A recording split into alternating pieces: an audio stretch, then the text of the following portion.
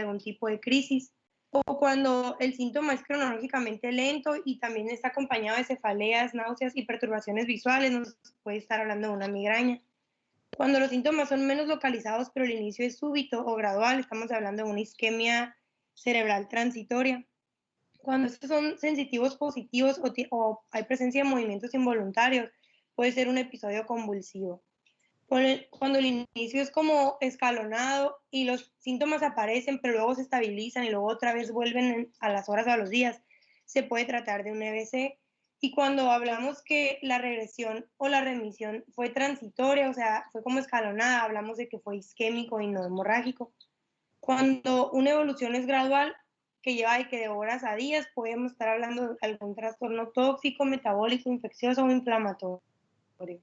Cuando los síntomas son progresivos y aparte hay manifestaciones sistémicas o hay alguna alteración del nivel de conciencia, es un trastorno infeccioso.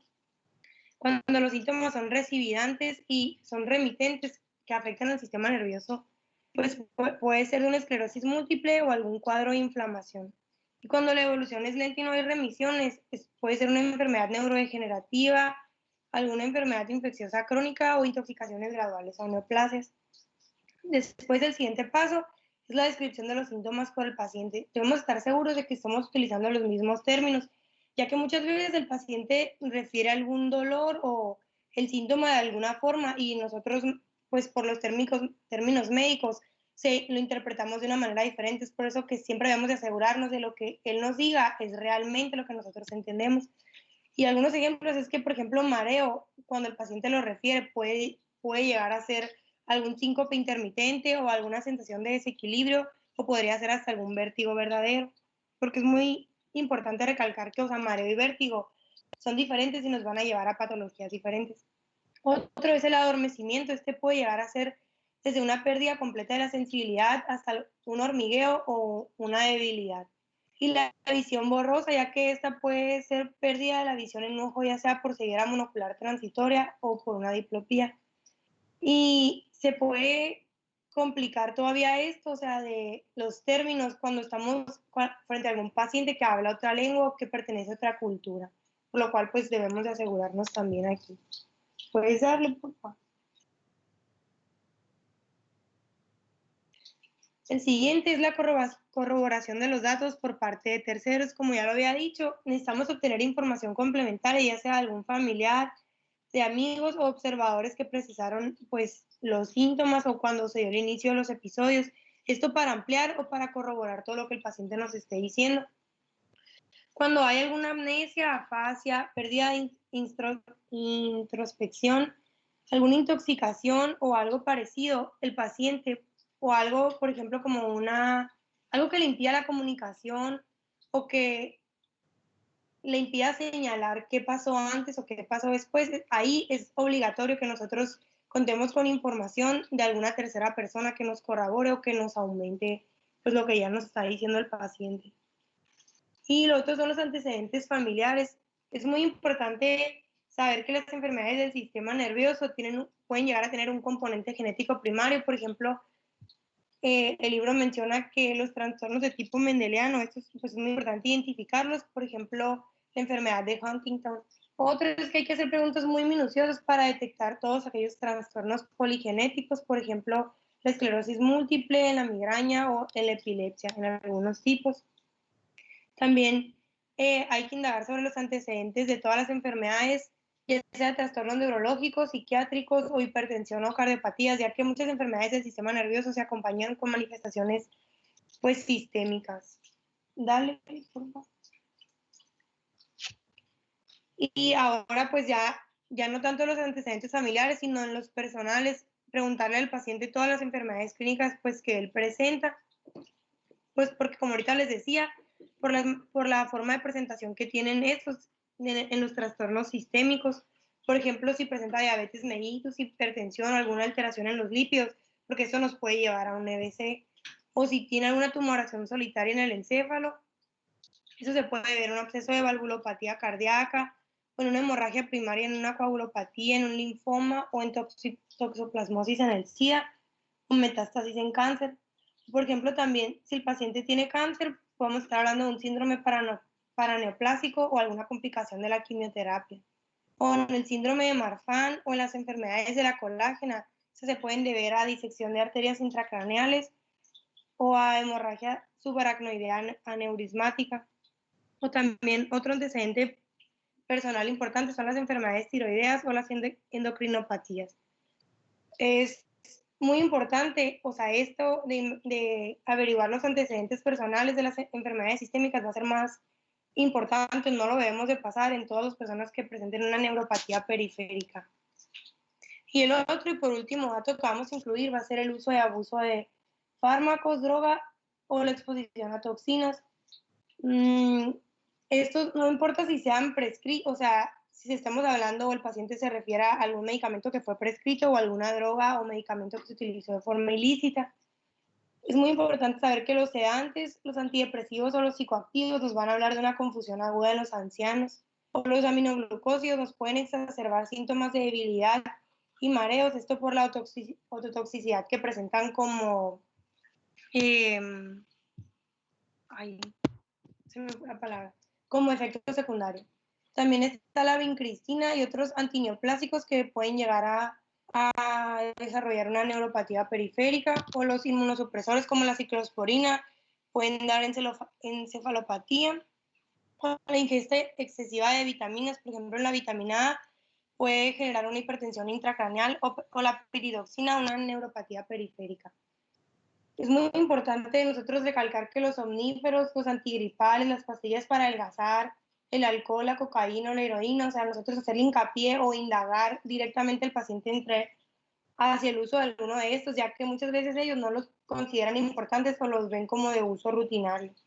Y también si hay una exposición a alguna toxina en el ambiente ambiental o en el trabajo, pero esto se debe corroborar ya sea con el jefe o con algún compañero de trabajo, y que también muchas veces no lo recuerdan o no lo toman como algo importante.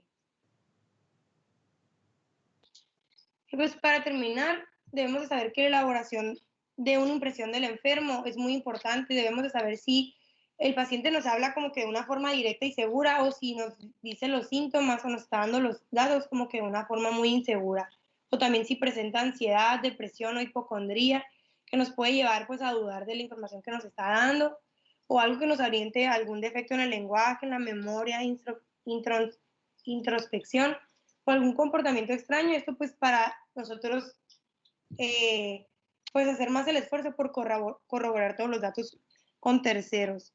Y pues es importante saber que la valoración neurológica va a comenzar en cuanto el paciente entra al consultorio y desde que se hace la presentación inicial, o sea, desde el momento en el que él pisa, nosotros ya estamos, todos estos pasos o datos que se incluyen en la anamnesis ya los tenemos que estar pensando en ellos o estarlos identificando.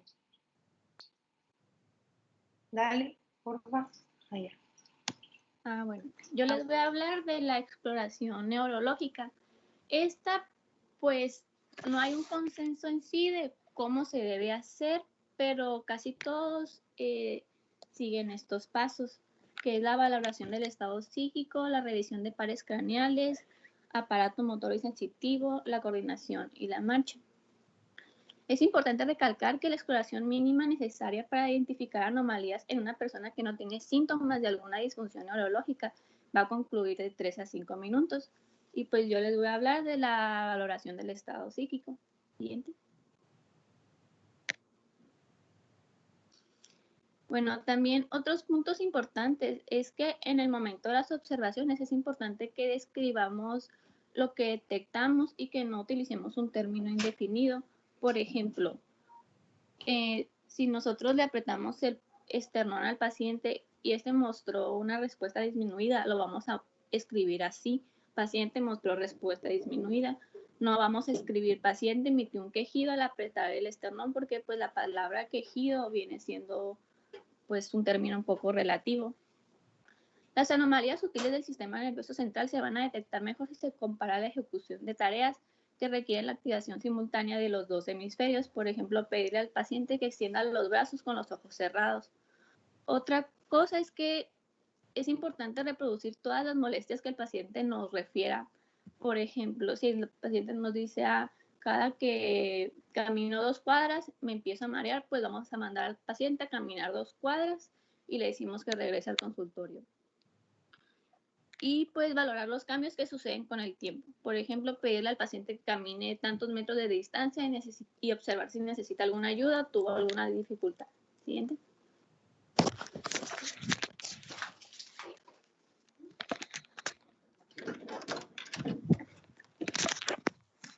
En la exploración del estado psíquico, como objetivo vamos a detectar problemas en la comunicación y valorar si el paciente tiene memoria o introspección de hechos pasados y recientes. Este va a iniciar cuando el médico ve y habla al paciente y se compone de 8 elementos. El primero es el nivel de conciencia, el segundo orientación, el tercero de habla y lenguaje, memoria, fondo de información, introspección y juicio, pensamientos abstractos y cálculo. Y tenemos el mini examen de Folstein, que es un estudio fácil de aplicar y que dura menos de 10 minutos. Nos sirve para establecer demencia moderada o profunda.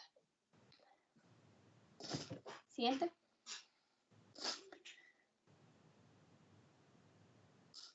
Bueno, el nivel de conciencia se evalúa el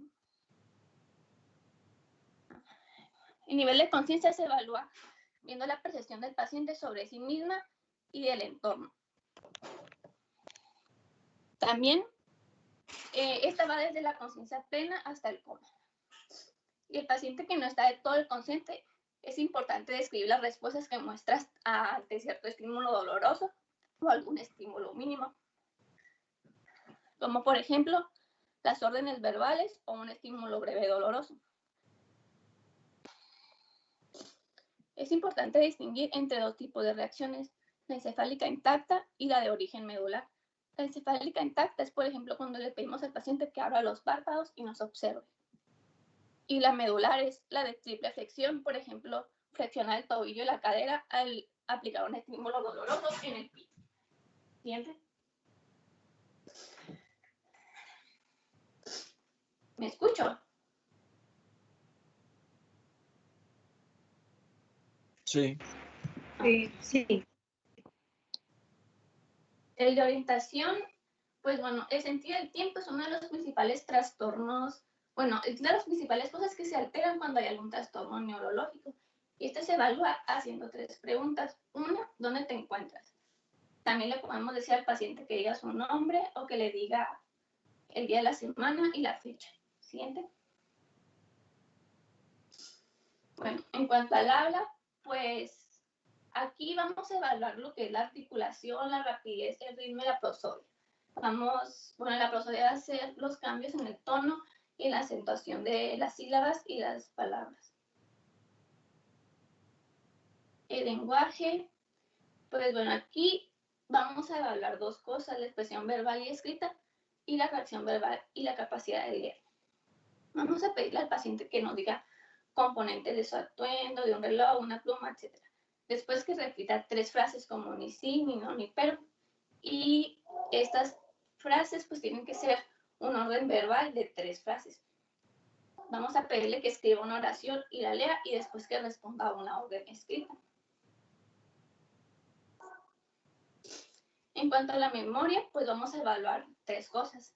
En primero, la inmediata. Esta se evalúa diciéndole una lista de 3 ítems y pedirle al paciente que la repita. Después, la de a corto plazo, le vamos a pedir que recuerde estos 3 ítems y que nos lo repita a los 5 y a los 15 minutos. Y la capacidad del paciente para relatar una historia, vamos a evaluar que lo haga de forma cronológica y coherente. El fondo común de información se le hace al paciente haciéndole preguntas de hechos históricos o importantes según el nivel académico. Por ejemplo, ¿quién es el presidente actual? O algo así. Pero pues es muy importante ver el nivel académico. Las anomalías de introspección y el juicio que se refieren al criterio personal, estas se van a detectar durante la entrevista desde que empezamos a hablar con el paciente. pero también se hacen haciendo preguntas de situaciones hipotéticas de cómo reaccionaría el paciente ante aquellas situaciones. Por ejemplo, preguntarle al paciente, ¿qué haría usted si hallara una cartera tirada en la banqueta?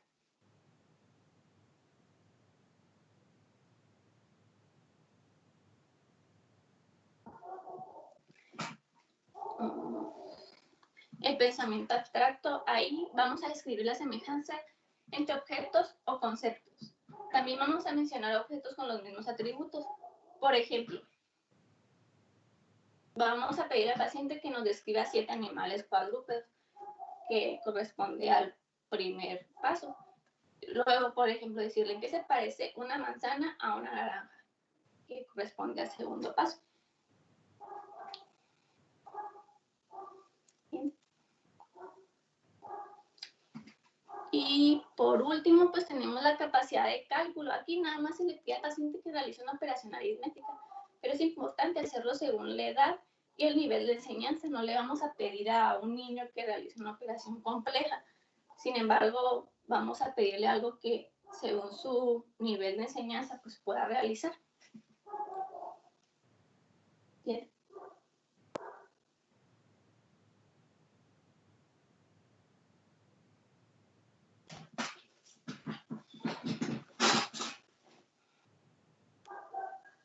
Alexa, para empezar esta parte bien, yo creo que la empezamos mañana. Nos vamos a ver mañana.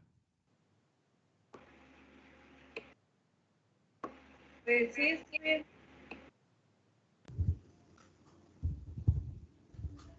Ya calendaricé la reunión para mañana. ¿Está bien? Ok. Aquí hay una cosa muy importante de la valoración neurológica, es que la valoración neurológica, como dice el Harrison, siempre nos han enseñado en propedéutica que empieza desde que vemos al paciente caminando hacia nosotros, porque ahí podemos detectar una alteración en la marcha, alguna alteración neurológica. Y cuando el paciente se presenta y nos presentamos nosotros, vamos a ver lo que antes se llamaban funciones cerebrales generales y funciones cerebrales específicas. En cuanto a que el paciente sepa dónde está, con quién está, la fecha, su grado de orientación y todo, como nos lo acaban de mencionar. Es importante prestar atención a la manera de cómo expresa el paciente los síntomas y es importante prestar atención a lo que se acaba de mencionar ahorita. No se le va a pedir a un niño que haga cálculos matemáticos, pero y tampoco se le va a pedir a un viejito que diga alguna cosa de algún nombre de la política que no sea común, ¿no? Incluso si ustedes revisan la prueba de Folstein, te ponen a hacer un montón de cosas y te dicen que repitas tres objetos, 3 palabras y que los memorices y los repitas y te los preguntan después. Y a veces hasta para una persona que se considera sana de sus funciones cerebrales, batalla con la pruebita. Pero a veces tiene uno que también valorar el grado de tensión al que está el paciente sometido por haber ido a consulta. Muchas veces los pacientes que tienen trastornos neurológicos no se dan cuenta que los tienen y no aceptan o no se dan cuenta que necesitan ir a consulta. Entonces a veces van los señores o señoras de cierta edad, de la tercera edad, van tal vez de malos bigotes, pues, a la consulta como forzados y uno se da cuenta. Si no logramos avisar el panorama, es probable que no logremos una buena anamnesis, una buena exploración inicial, pero pues poco a poco. Habrá datos que hay que ir observando, habrá datos que hay que ir penetrando en ellos para darse cuenta cualquier alteración que uno ve. Lo que sigue son pares craneales, ¿no? Sí. Bueno, entonces nos vemos mañana a esta hora. ¿Sí? Sí, está bien. Ok. Cuídense mucho, pues. Bye, bye. Bye, gracias. Gracias, doctor. Bye. Bye. Gracias.